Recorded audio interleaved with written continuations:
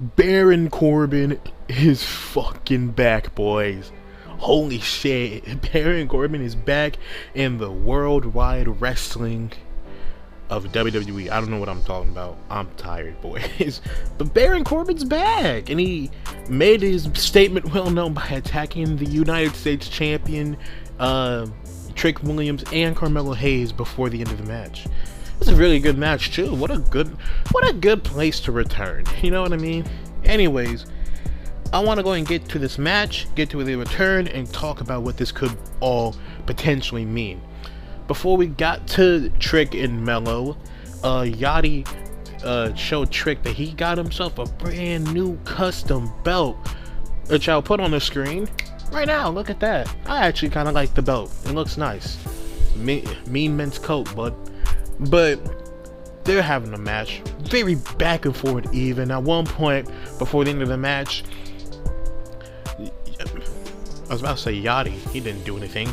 Mello goes for a dive on the outside, Trick dodges it, so then Mello pushes Trick into Yachty, taking him out the first 48. Love the move. And right before he was able to hit, what was it called?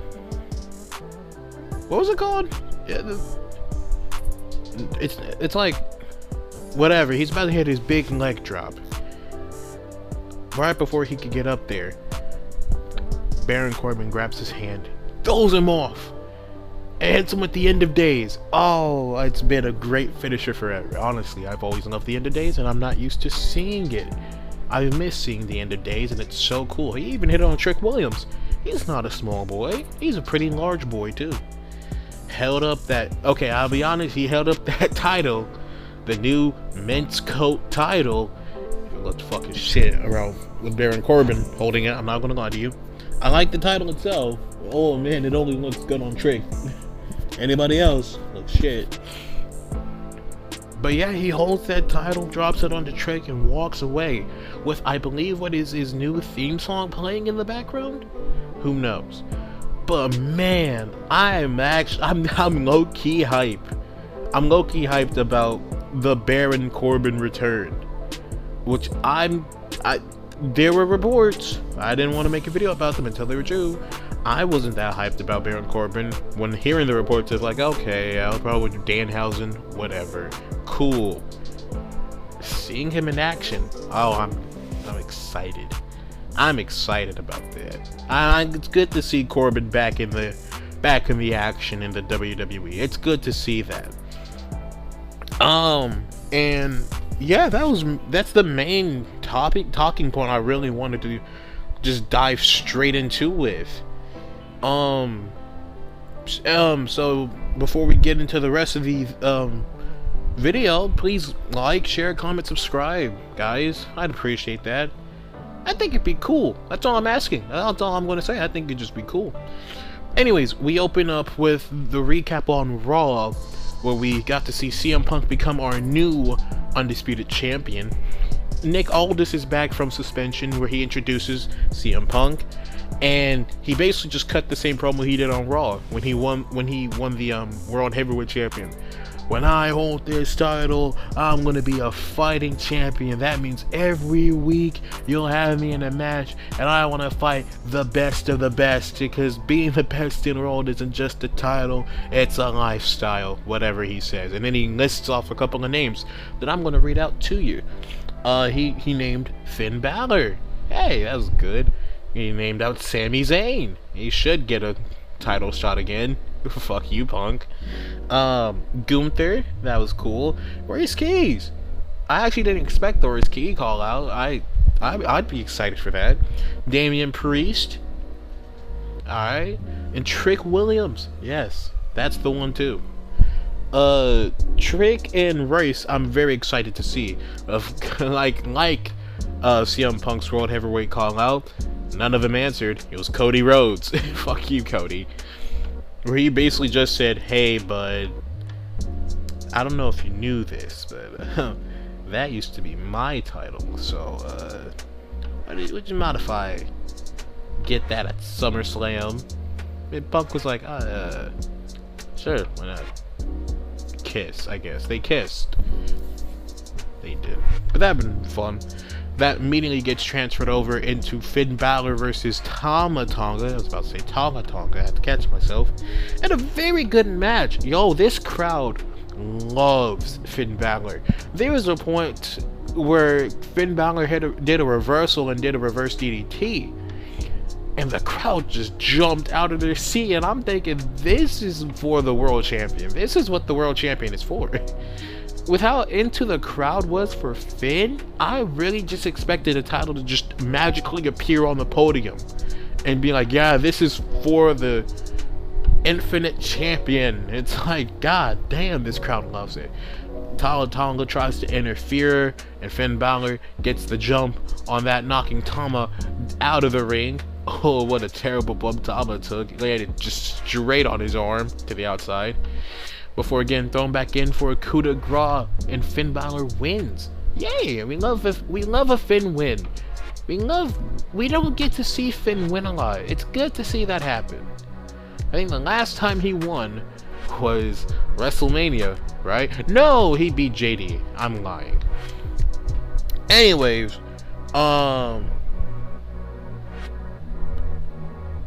we had a very interesting segment backstage with Truth paying out for Axiom for USA losing the World Cup tournament to, I don't remember, but they lost. US got kicked out of the World Cup, and Truth had to pay Axiom that money. Well, the Royal Raiders comes up and said, hey bud, hey, you wanna stop playing and teasing us? Quit teasing me. Quit teasing it, or whatever that fucking song is Drake made. Nokia. Whatever. Let's stop teasing us. Give us our title match. And before they could say something, the bloodline of Jimmy and Jacob comes up like, hey, we need to talk the truth real quick. And the Royal Raiders are just like, oh, our apologies. Yes, sire. And just walk away. Jimmy's looking for Solo, Jacob's looking for Royce, and Solo and Truster says, I don't know who either of those people are.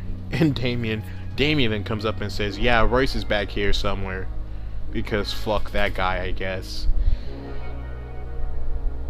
And we then get Jimmy and Solo out into the ring, calling out Solo and Royce, where Royce Keys was the only one who really answered and said, hey man, I'm here now, so what do you want to do?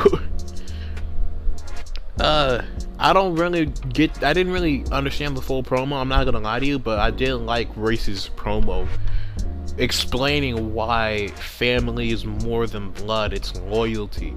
Royce explaining that he's lost so many family members that it disgusts him to see that their family is putting brother against brother, cousin against cousin.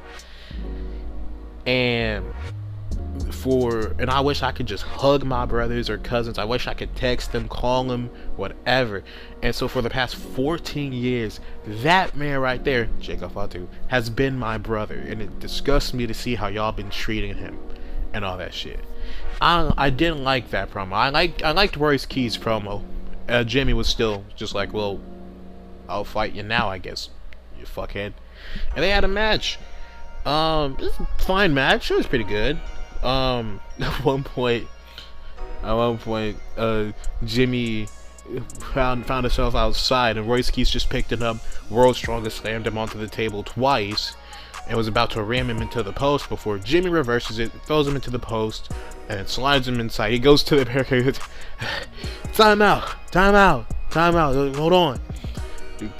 And like a Looney Tunes style, the camera just kind of pans up, and Solo's just standing there smiling like, hey bud, how you doing?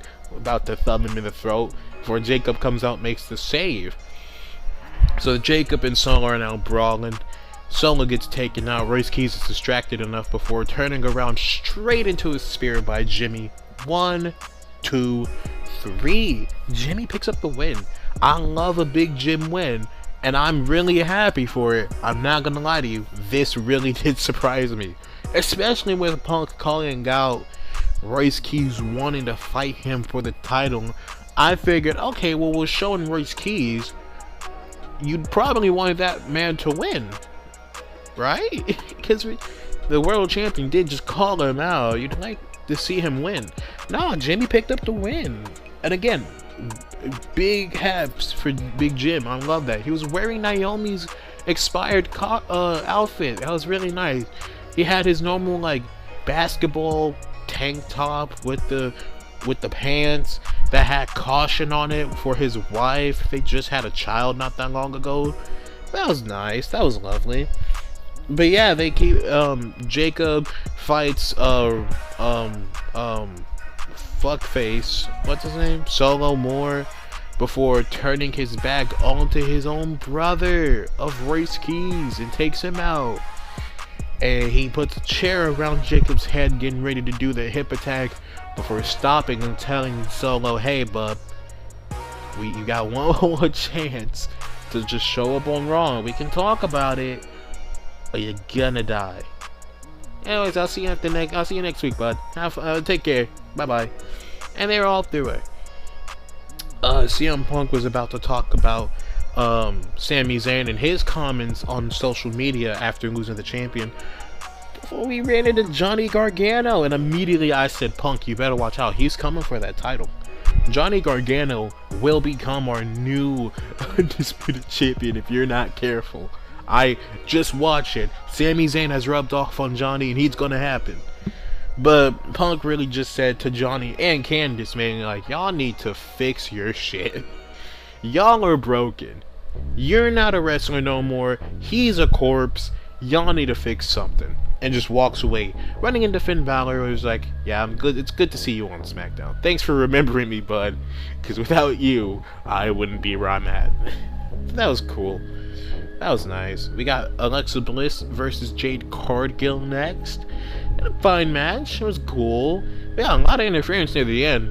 B-Fab tripping Alexa Bliss. Immediately afterwards, on the other side, Charlotte hitting Jade off the ropes. And then Michin trying to attack Charlotte. That backfired, so then B-Fab attacked Charlotte. And B-Fab got attacked by Alexa, turning around into a Jaded. And the 1, 2, 3. Jade Cargill beats Alexa. Cool. Fine match. It's the post-match where I'm very, not confused on, but it's where I'm like, huh, that's a choice. Where they attack both Bliss and Charlotte. And they get Charlotte into Michin and B-Fab get Charlotte into the corner, beating her up. And Jade puts the chair around Alexa's elbow and pulls it back. And Alexa Bliss's arm is broken now. But it's not, though. It's not, because she is very famously double jointed. Right? Like I thought about it, like I made that little comment in my own mind, like, she's double jointed though. That doesn't hurt, right? I'm not double jointed. I don't know if that hurts or not, but it shouldn't. But then I thought about it, I was like, no, I'm not being too critical here. She's done that before. Multiple times to get a hand. Ah, my arm is broken. Haha, loser. And then attack her opponent from that. So she's not hurt though. Whatever. It's a fun little story for Charlotte and Jade for Saturday night's main event, not SummerSlam.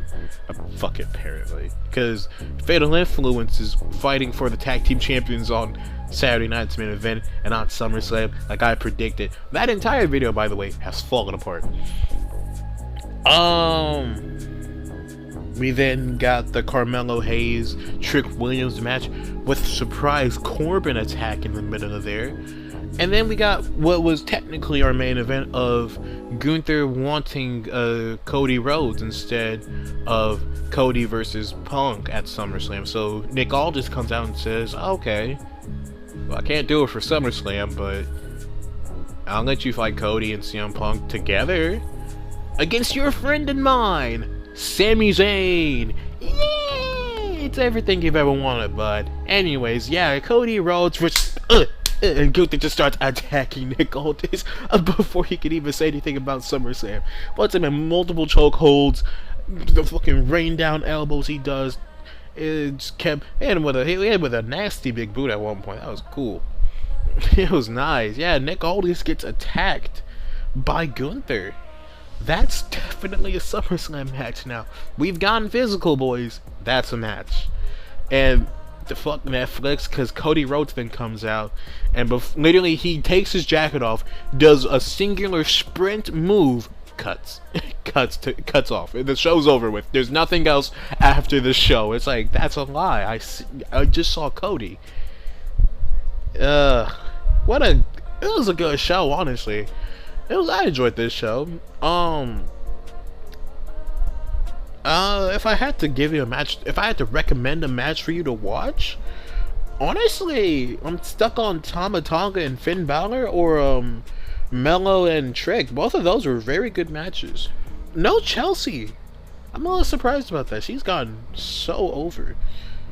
But yeah, 3 out of 5.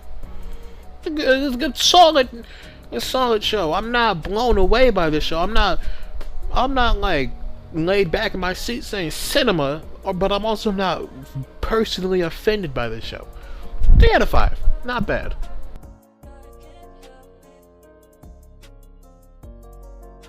And that will do it for me, folks. If you liked the video, like, share, comment, subscribe, all the jazz. I currently don't have any idea of what's coming up next because I'm still in the middle of editing a bunch of videos with a bunch of ideas. So I don't know what's next, but that's why you gotta hit the notifications so you know what is next. The music in this video, I've made all of it. Go subscribe to the second channel of my music channel. Along with this channel's videos, I'm working on a project for that channel, and I hope we'll be out by the end of the year. That'd be cool. But yeah, I love ya. Take care. I'll see you when I see you. Baron fucking Corbin is back. Bye.